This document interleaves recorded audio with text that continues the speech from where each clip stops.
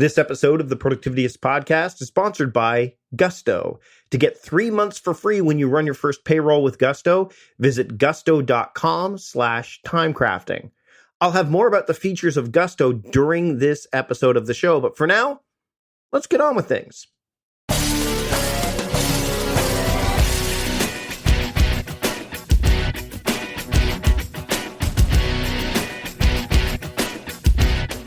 Welcome to the Productivityist podcast. I'm your host, Mike Barty, and this week on the show, my guest is Steve Glaveski. Steve is an entrepreneur.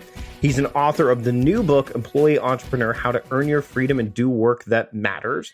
And he's the host of the Future Squared podcast. His mission is to unlock the latent potential of organizations and their people so that they can create more impact for humanity and ultimately lead more fulfilling lives.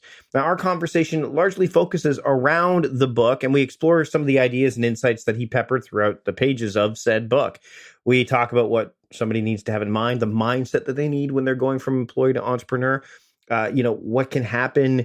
And I've come across this myself where you have like a big spike or a big launch and, how not to get too much ego involved and how you can kind of keep going along this entrepreneurial journey without having the pitfalls that can come across, that come with a huge success. Lots of different things we go into. We talk about a lot of different books and different people we've spoken to. There's just a lot of goodness in this episode. So let's get to it. Here's my conversation with Steve Glaveski here on the Productivityist podcast. I'd like to welcome Steve Glaveski to the Productivityist podcast. Steve, thanks for joining me today.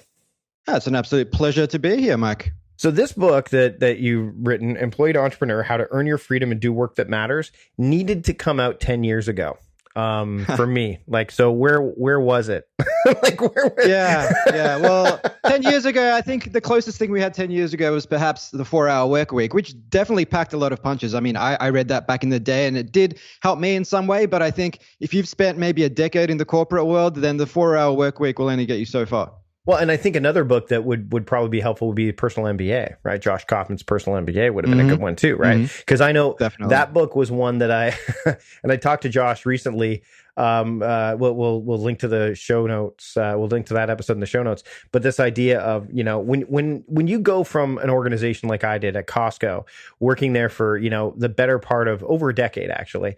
And, I was an employee. There was a security blanket there. There was a factor of, I knew a paycheck was coming every 2 weeks. Things were, and then all of a sudden I said, you know what, enough's enough. I'm done here.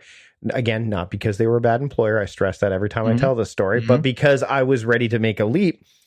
You don't know necessarily. I mean, you have depending on your job, depending on what your role was as an employee, you may have a certain sense of what to do, but how does one, if they're going to make a leap like that, whether they're coming from a really secure employment situation where they're just ready to move, or they're just they've got this burning desire to be their own boss and not only be their own boss, but serve others as an entrepreneur. I want to go into the details of the book, but what are some cautionary things that people need to think about when they're making this move? Because I think that a lot of people don't look before they leap. They kind of just jump into it. And I want to make sure that people who are listening to this, if they're thinking about, hey, I've got the side hustle, I want to make it a thing, or, I'm ready to start my own thing. I'm confident enough. I can do my own consulting, whatever. What are some of the things that they need to go, that you would recommend that they pause and think about before they make that leap or as they make it?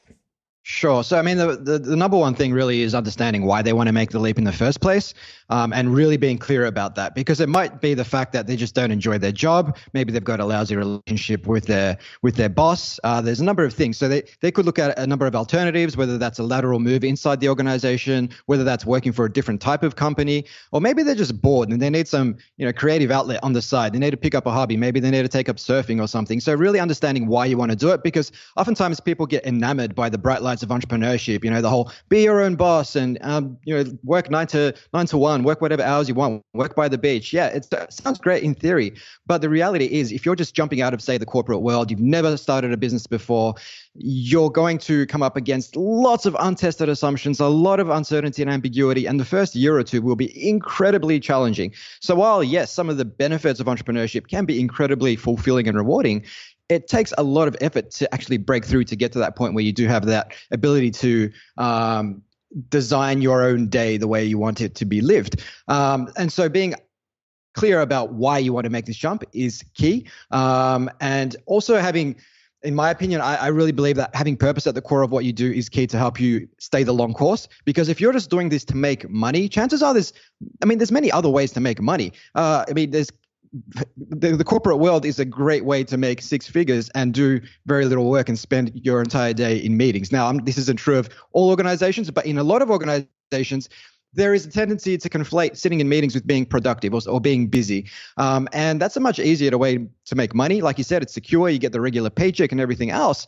But if you're doing this to make money, but also to create value in the world, then perhaps entrepreneurship is for you.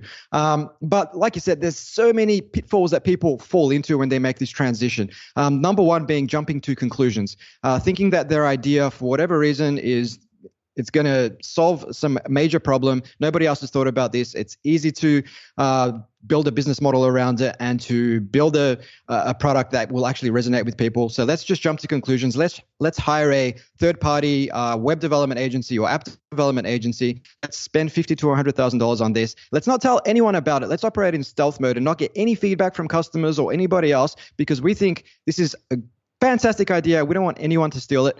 And then, 6 months later, 12 months later, you release this product and it's an absolute lemon.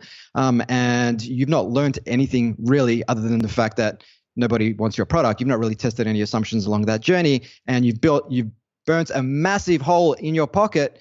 And now you're asking questions about where to from here. And more often than not, because you've burned that big hole in your pocket, you go back into whatever work you're in with your tail between your legs. Jumping to conclusions is absolutely one of the biggest pitfalls that I see first-time entrepreneurs fall into. There's a number of others which I'm happy to talk through, but that's the biggest one. One thing that you mentioned right away about jumping to conclusions, and I was just talking to a couple of my online entrepreneurial friends about this the other day, is this idea of when you have that first big hit. So imagine instead of it not working, it working, but to such a degree that you've never experienced that kind of, let's say monetary, we'll use monetary success because that's just something that when you leave that corporate job or that company job or that safe job, the money is consistent. And then all of a sudden you're an entrepreneur and you are like, if you're not the one driving it, or at least the one with the vision that's helping drive it, money can come in fits and starts. So let's say you have this massive launch or you develop this amazing thing and it blows up. At least right out of the gate. So you have this, and then all of a sudden you make an adjustment to your lifestyle that suits that one, for lack of a better term, blip on the radar.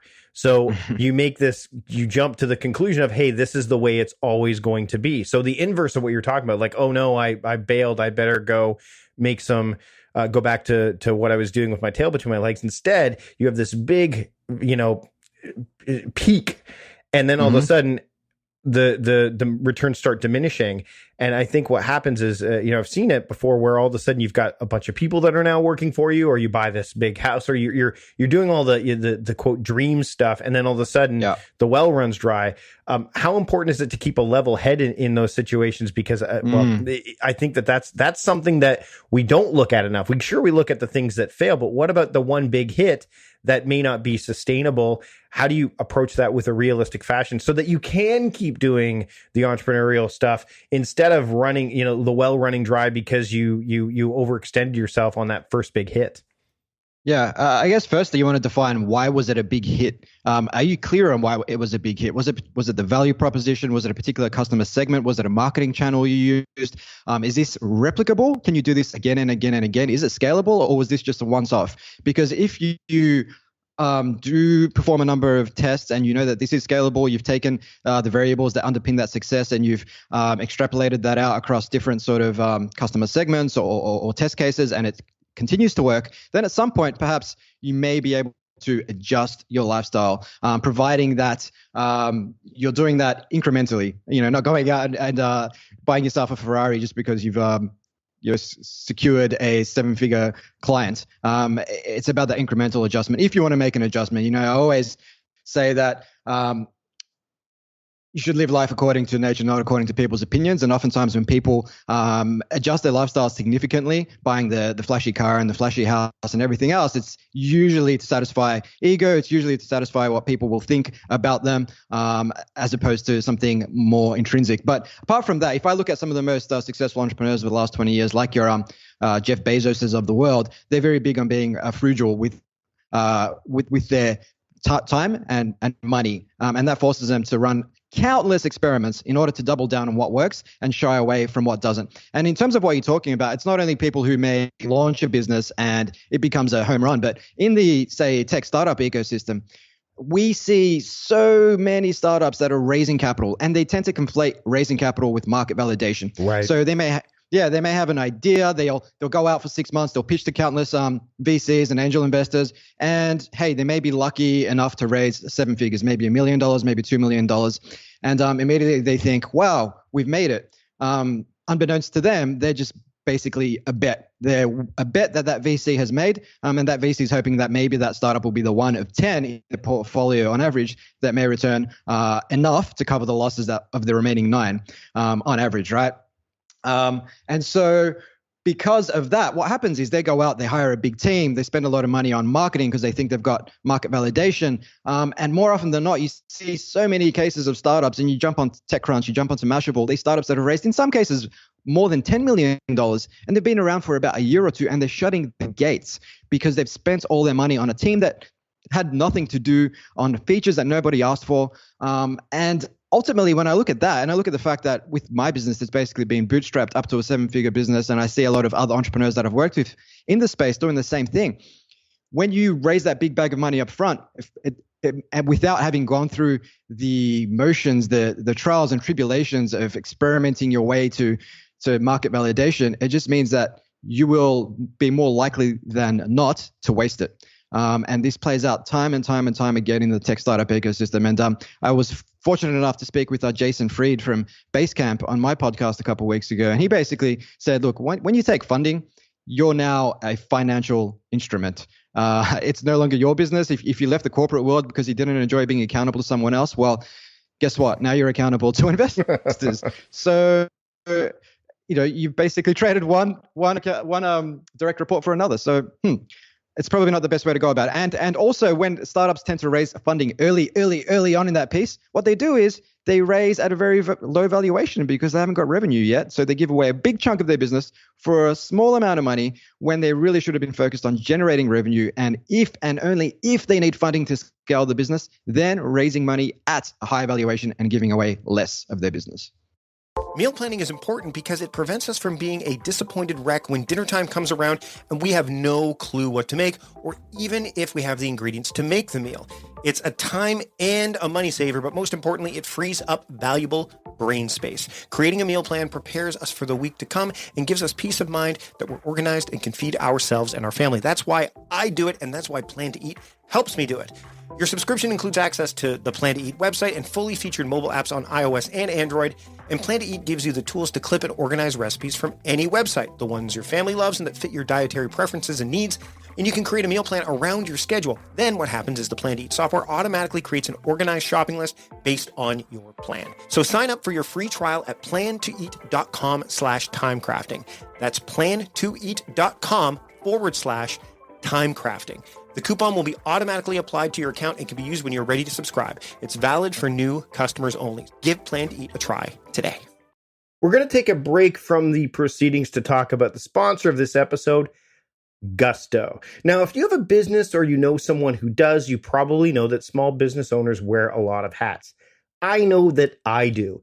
And some of these hats are great. They're fantastic. I love doing this. I love recording podcasts. I love making videos. I love writing. But there's some that I just don't get into. I just don't enjoy. Filing taxes, running payroll. Those are ones that are not, they don't get my juices flowing. I just don't enjoy them. And that's where Gusto comes in. Gusto makes payroll, taxes, and HR actually easy for small businesses.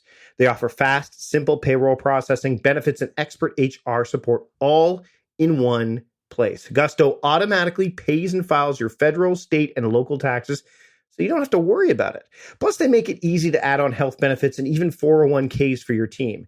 So those old school clunky payroll providers, they're just not built for the way that modern small businesses work, but Gusto is. So let Gusto wear one of your many hats. You have better things to do. Listeners of this podcast will get 3 months for free when they run their first payroll. Just try a demo and see for yourself.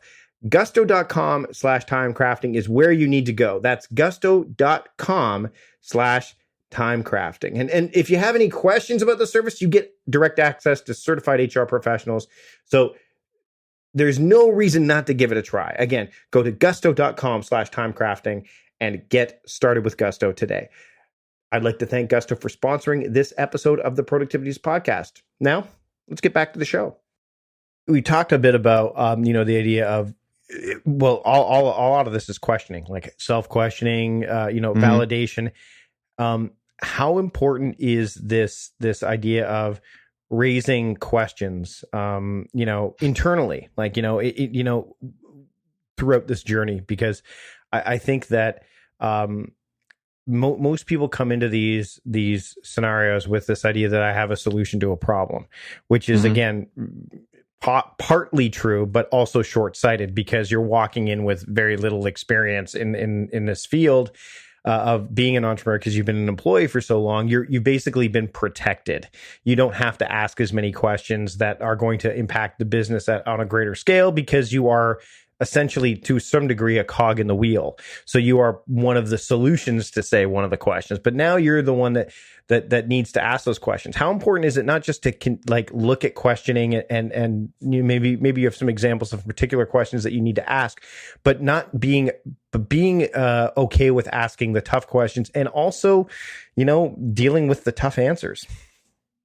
Oh, yeah, because 7 out of 8 problems, according to Stanford University's some of their entrepreneurship students, aren't problems at all. And this was on the back of some work they did with the Department of Defense, where the department basically provided them with a number of problem cases, and they did some work and found that, well, actually, these are just surface level issues. The root cause is way, way, way, way down below. And that's where asking questions like the 5 whys, asking why 5 times to get to the root cause of a problem makes sense. But really having that emotional intelligence, whether it is around the product you're pitching or just around how you manage your business day to day, like questioning, why am I doing what I'm doing right now?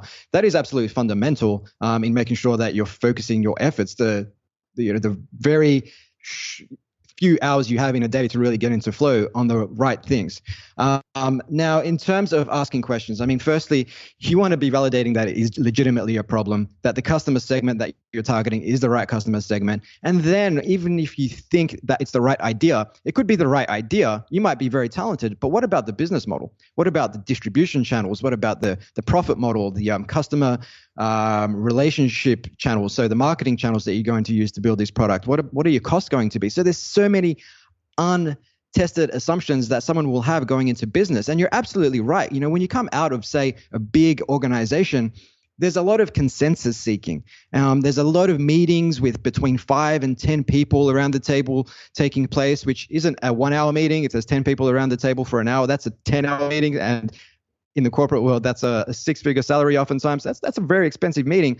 And oftentimes those meetings take place because people are afraid to make the decision in case it goes wrong. This way, you can kind of spread the blame. You can make sure everybody's on the bus and we can move forward, which is diametrically opposed to the way that, say, Amazon approaches it, whereby it's a case of commitment over consensus. Your type 1 irreversible decisions versus your type 2 reversible decisions. Most decisions are reversible, but we tend to treat most decisions as irreversible in the corporate world, particularly in your more traditional organizations. And so you have this environment of outsourcing blame. And so when you jump out into entrepreneurship, suddenly there is no outsourcing blame. You're responsible. You need to be taking ownership. So when it comes to asking the right questions, if we're just going to zoom in on, say, the product, one of the big things I would ask is, how are people currently solving this problem? And are they satisfied with that? For example, so many entrepreneurs I speak with will pitch an idea and I'll say, well, how do people currently solve this problem? And more often than not, they'll respond with, well, this company is doing this thing and that company is doing that thing. I once had someone pitch me an idea for a YouTube parental control system. And so I asked, well, how is this being solved? Well, turns out YouTube has a built-in function for this, and there's several other companies doing a similar thing who are, by the way, not very successful. So I asked, well, how is your product different? And he rattled something off about some feature they had. And I said, do you think this problem is big enough that parents are going to bypass YouTube's built-in and free parental control system and pay you money to use yours?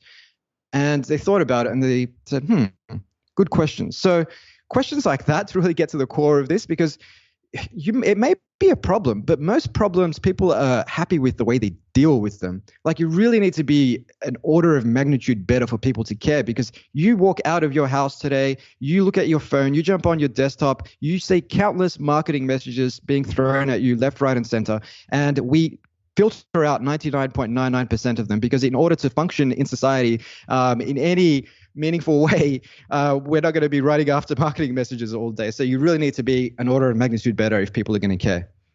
One of the things that that I know gets brought up a lot when people are going from this employee to entrepreneurial, kind of phase in their lives, is this idea of mindset. The employee mindset versus the entrepreneurial mindset.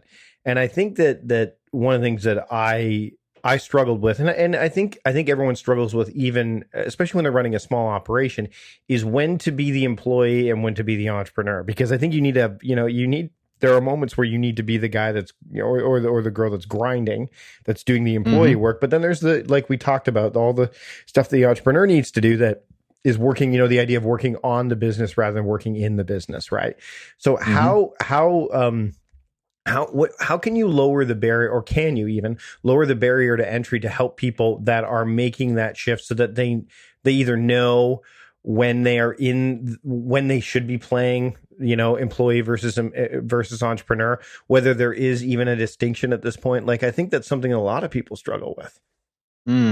Yeah, well, look, in the early stages of your business, the number one thing you need to be looking for is value proposition fit. Because again, coming back to the jumping to conclusions thing, I see so many people race ahead and then they spend all their time on marketing and sales tactics. But oftentimes it's not a marketing problem or a sales problem. It really is a value proposition problem. So investing your time early on, running a lot of experiments across your business model, across your problem, your solution, your customer segments, in order to get to that value proposition, that's really where you should be spending your time. And that requires more of an entrepreneurial mindset. Right. That requires a lot of the behaviors that underpin innovation, which is, asking a lot of questions, observing, so you can connect dots between, say, disparate fields or observations that you've made, networking, speaking to lots of different people, experimenting. And today with, the internet, there's no excuse not to be running countless experiments online across your untested assumptions.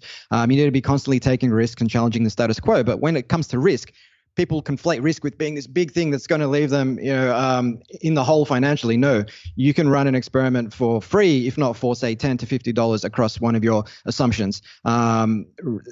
You can learn so much with so little today. And in my work with a lot of large organizations on their innovation programs, like they experience so many aha moments when we show them just how much you can actually learn with, say, $100. Because when I speak to them and I say the word prototype, they immediately think, oh, that's going to take us 3 to 6 months to build some kind of functional prototype. No, I bring it back and I say, no, low fidelity prototype. What do we care about here? We care about validating that there is market appetite. We care about validating that maybe we can actually, this is something we can build. And we care about commercial viability.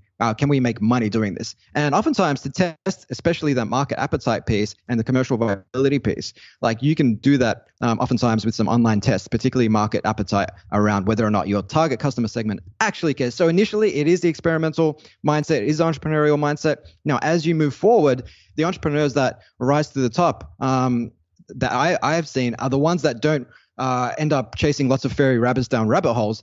They're the ones that start to put into place systems. They're the ones that start putting into place automation and outsourcing and prioritization techniques, because you cannot afford as an entrepreneur to be wasting your most precious commodity, which is time, on, say, 1-hour meetings with unqualified prospects who are just going to waste your time and just going to take that meeting because for them it's a way to get out of actually doing work. You really need to have awesome systems in place. And I mean, a great example of that is Ari Meisel from Less Doing. Yep. He basically just recently told me he built a machine learning tool. It took him 30 minutes to build it. And basically what it does is it qualifies prospects up to an accuracy rating of about 94%. So if you've got, say, hundreds of leads coming through each month, rather than speaking with every single one of them, based on a number of variables, the machine learning algorithm will basically come up with a number and say, okay, this person is worth talking to, this person, perhaps you want to steer clear. And that way you can just focus on investing that sort of sales energy on prospects that are likely to convert. Similarly, tools like repurpose.io. If I'm a content creator, I shouldn't be posting things and repurposing myself for every single platform. I could just post, say, a 5-minute Facebook Live video, and then that can, using repurpose.io, using API integrations like a Zapier with a number of other platforms, you can automatically turn that 5-minute Facebook Live video into a podcast, into an audiogram, into a Instagram post, a Twitter post, a LinkedIn post, a Facebook post, absolutely everything with that 5-minute snippet. But so many people in that game will spend their entire day doing that one thing. So being cognizant of putting into place those systems and the power of that will free you up to focus on where you can be your best and focusing on those strengths, because that's really what you should be doing. Harnessing your strengths, delegating, outsourcing your weaknesses, and cutting everything else that doesn't add value. As we get close to wrapping up, Steve, there's something you touched on there, which is, the idea of what only you can spend your time on. And one of the things you touch on in the book is the idea of learning. And you talk about collecting the dots and connecting them, which I really liked. I like the idea of, and as I was, reading that part, and as I looked at my bookshelf, and I mean, I have a ton of paper books. I love paper books because they're tactile. I can feel them. I can make notes in the margins, all that stuff. But you talk about several different options. I don't want to give them away because you've got a podcast. There's a whole bunch of different things you can learn from.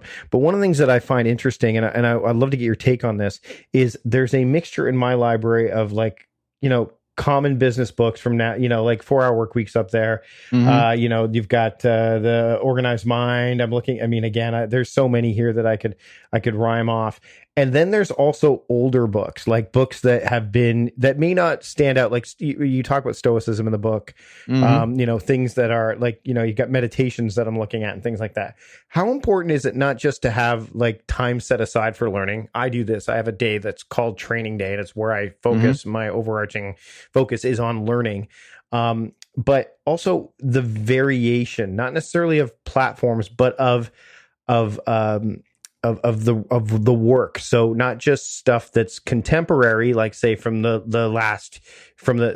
new millennium or even from the 90s onward, but we're talking things that are like from, like Alvin Toffler's Future Shock and things like that, things that are older that you'd be like, okay, there's some lessons that can be learned here. How important is it to vary that kind of stuff up? Oh, yeah, it's incredibly important. I mean, when I started going down this entrepreneurial sort of rabbit hole about 8 years ago, I tended to read a lot of just business books. I remember reading things like Good to Great and Built to Last by Jim Collins. But over time, I found that there was a lot more value to be had by reading widely, going beyond the realm of business. And like you said, reading philosophy from 2,000 years ago, the likes of Seneca and Marcus Aurelius,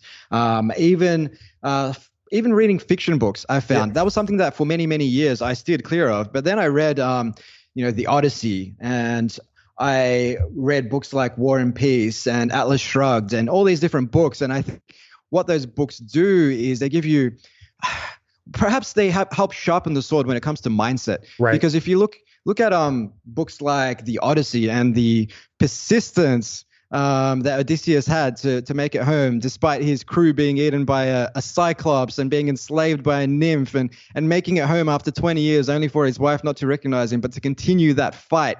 In many ways, that's kind of like entrepreneurship in some ways. Like you've got so many pitfalls that you can fall into and so many setbacks, but it's about that constant journey forward. And so really filling your brain with things of that nature, I think will just keep you on playing the long game, really.